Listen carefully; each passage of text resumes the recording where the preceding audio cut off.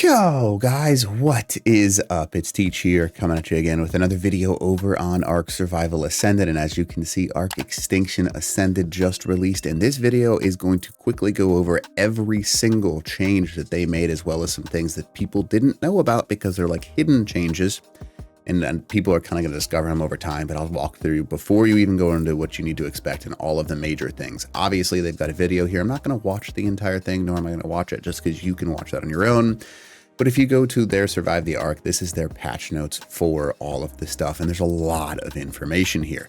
Now I'm going to walk you through all of it and what you kind of need to look for, and kind of tell you some of the things that I've been playing pretty much nonstop since it came out. So you can see that obviously Bob's Tall Tales Part 3, this has more content than the Extinction. Extinction just has your generic stuff, including the introduced Dreadnoughtus.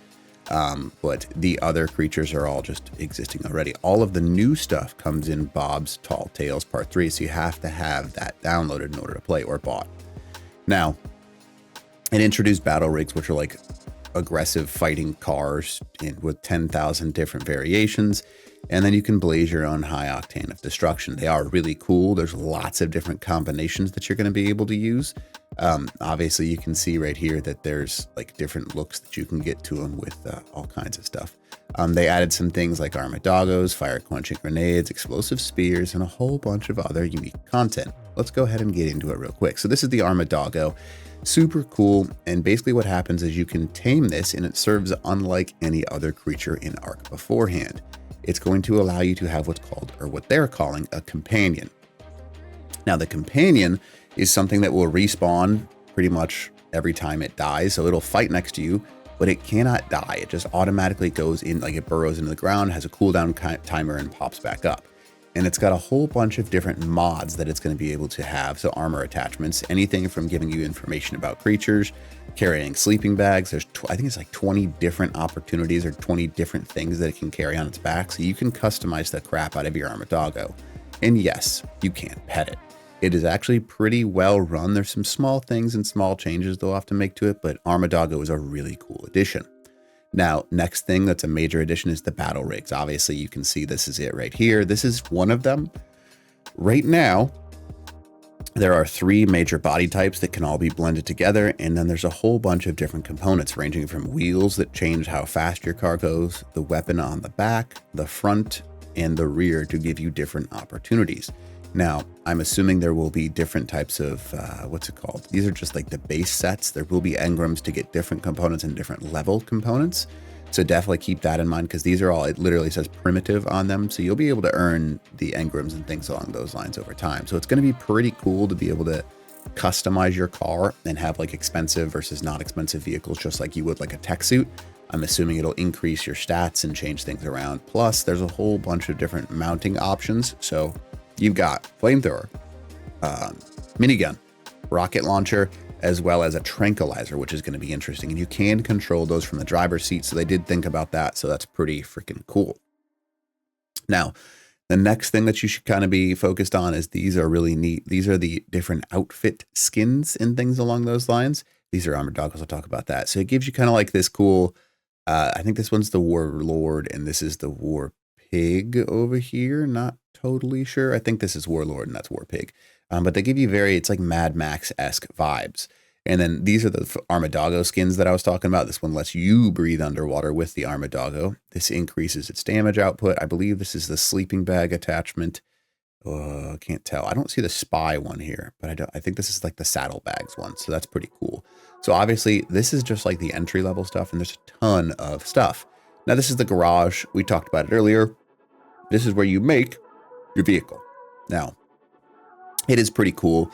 It's a massive structure that can just be placed straight up on the ground. You can see there's multiple next to each other on this one, which is kind of neat.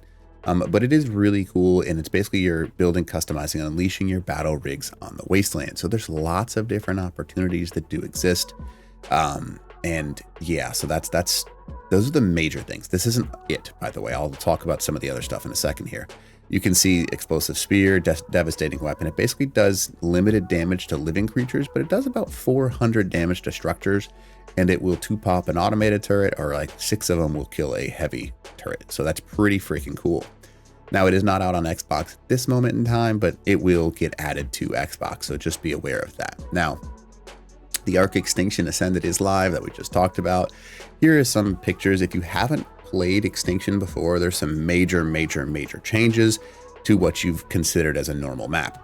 There are 6 distinct biomes in Extinction, and there's lots of unique events. There's a King Titan that walks around the map. There's OSD drops, or orbital supply drops, that fall down. And if you basically beat the waves, it's just a wave mini game. And when you do, you get rewards. And then there's also a, gosh, I can't think of what it's called right now, the element supply veins, or element veins. Basically what those are is they just like pop out of the ground. They look like a gross crown coming through the ground. And if you beat the waves on those, you get a whole bunch of free element dust, and a whole bunch of other stuff. So definitely capitalize on those. And then obviously there's new creatures. The major ones that you need to know are Managarmers, Gotchas, Velonosaurs, and Snow Owls.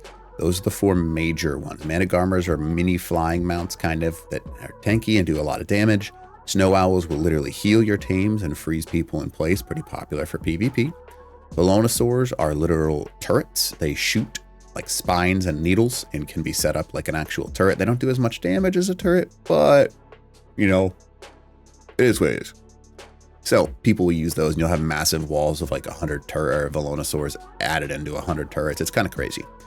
So those are those. And then also you're going to see that they added in the gas bags as well as gotchas. Gotchas are little creatures that you feed things, and they will give you loot for feeding them, kind of like a gotcha in real life. And then a gas bag is a flying mount that flies based on filling itself with gas. It can also soak incredibly well. Now, there are unique items that get added into this. You can see taxidermies, tech bridges, and then where is it? Portable cryopods were introduced in this, but you know, obviously that's something, I think they literally copied and pasted this from Extinction, because we've had cryopods for a while. Tech gravity grenades are pretty cool. You can literally pull in a foe, it literally drags them into something and then sends them flying. It's a little bit different. And then autonomously, this is really cool that people use these for raiding and for just generic purposes. You can airlift loot to a specific coordinate using delivery crates, and they're really neat. I like them a lot. The creature leashes have a lot of room to grow, but they do sometimes work, so just be aware of that. New challenges, you can see this is the Dreadnoughtus. Actually not that hard to tame. I was shocked as soon as I found out how simple it is to tame them. They're not difficult to tame in any way, shape, or form. And yeah, you just have to bring them to an element vein. If you haven't seen my video on that, it's pretty simple actually. You can see this right here. This is like your new stuff. Scout the Wastelands for OSDs. And then obviously they have the actual Titans in there. Titans are pretty cool. You've got a forest, desert, and snow. And then the King Titan, which is kind of like the big leader of all of them.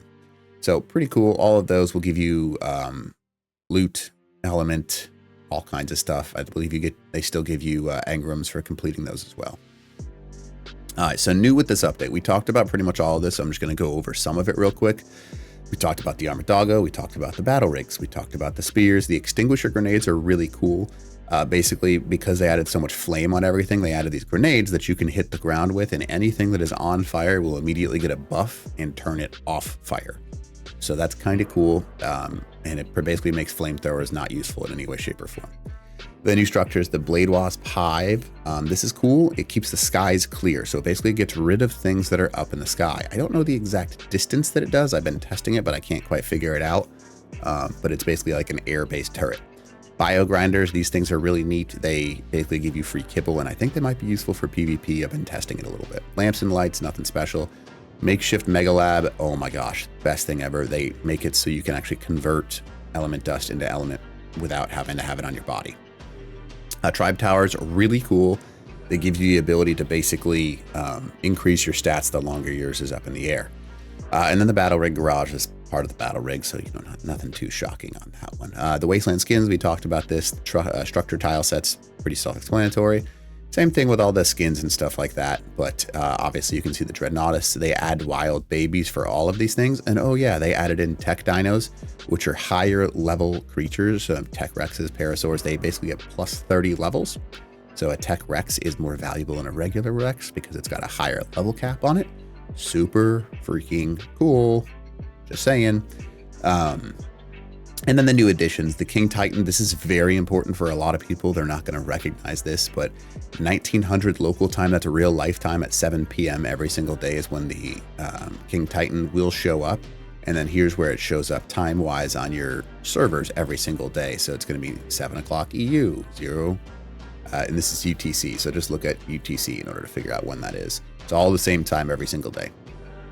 All right, so anyways, and you can change it, by the way, just by going to this setting right here. Element dust conversion can be found within the city's terminals and added to the tech replicator, which is pretty cool. And then the hangar and barn doors, Nito, survivor mate now wears hats, tech bridges, headshot multiplier for creatures that didn't have it. This is huge. Legendary OSDs will now apply above level 13. It used to cap out at level 13. Now you have infinitely scaling loot, which is huge. So the longer you can complete it, the better off you are. It's going to be a big difference. Increased element by all bosses from all maps by 20%. Huge. So that way they can balance with Extinction. You can see this. Gotcha crystals, Pegonastex have the ability to toggleable ability to automatically pick up gotcha crystals in a radius that scales with its level. This is huge. This is a hidden thing people didn't know existed. The distance from other gotchas that can be near each other, unhappiness has been reduced by 33%, but they also prevent them from being happy in caves. So it's like a win and a loss. Config, you can see this is the Armadago cooldown. So it's normally 1 hour, which is 3,600 seconds, but it will change a little bit based on that. Basically, you can see this is the UE store, which combines player profiles, world data, and world save into one single file. You can do this. This is an unofficial servers person thing, so just be aware of that. You can see that Karkanos used to not be able to walk over small creatures. They fixed that. There's a whole bunch of things. Treasure maps not showing ping appropriately. Treasure maps providing, sometimes not activating. Treasure chest preventing inventory. There's a lot of fixes that came out with this that people don't even realize is in the map holes on center. They are, for those of you that aren't tracking, yeah, I got banned on official for building in a hole they didn't like. So, you know, it is what it is. Now I would argue if you left something in the map and you're the one that had it there in the first place, you probably shouldn't ban somebody. Fill the hole, but I wouldn't ban somebody over that. Firewyver wearing a bone costume, having invisible fire breath. Pretty cool. Yeah, interesting. And then further launch details, you can see for the Extinction Wasteland War and blah, blah, blah, blah, blah, basically saying Xbox doesn't have access to it. Not their fault. Just be aware of that. A lot of people are pissed, but I honestly think this is one of the best releases they've had in ASA so far, just because when it comes to actually playing the game, it runs really smoothly and works really well. So this is I mean, obviously this is a video that covered everything from top to bottom. So this is something that you should definitely try and play. Check out the video, do whatever you want. But if you don't mind, smash that like button, leave a comment below for the algorithm, and then consider subbing to the channel. But hopefully this video helps you out, and check out some of my other Ark content. I've been playing a ton of Extinction and trying to keep you guys as updated as I can. So hopefully this video helps. All right, teach.